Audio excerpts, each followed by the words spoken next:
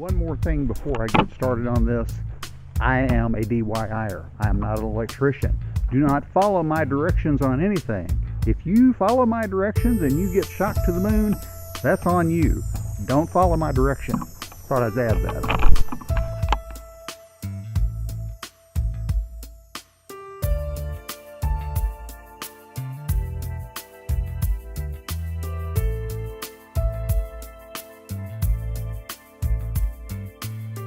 My old Lincoln MIG welder, which is absolutely a beginner, cheapest one I could find for the time, just wasn't cutting it for sheet metal. It had very few settings for speed, even fewer settings for heat, and it was just difficult to use. So I splurged on the advice of my buddy Brian, who is over at Daily Brew Garage, and got the ArcCaptian MIG 200. Now the problem is, it's not really a problem, but this particular welder can work both on 240 and 120. Simply using this adapter adapts the 240 plug to the 120. I don't have a 240 volt plug anywhere in the shop, so I've got to actually plug one in. Let's get busy.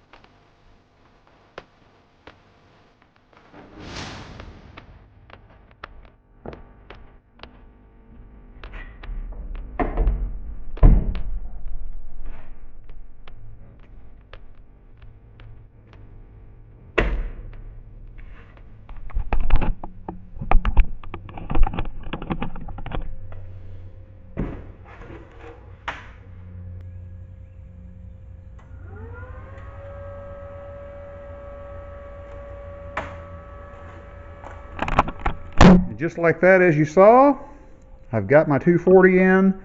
The wires run. I'm going to secure those up to this so it doesn't move around. And it's also hooked up to a 50 amp circuit using 6-gauge wire. Everything is all up to snuff. Everything's good to go. So I now have a welder 240 outlet ready to go. Just going to get me one of those nice, really high-end extension cables to reach the length of the garage, and I think we'll be good to go.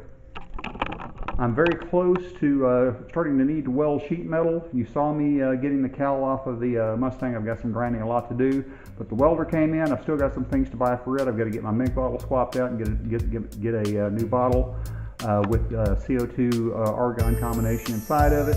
Get everything set up and ready to go. Going to get me a welding card, and I might actually splurge for a new helmet as well, because the one I've got works really well, but I want some with a little bit more adjustability. Well, that's going to do it for this one. I appreciate you joining me. Come back and see us.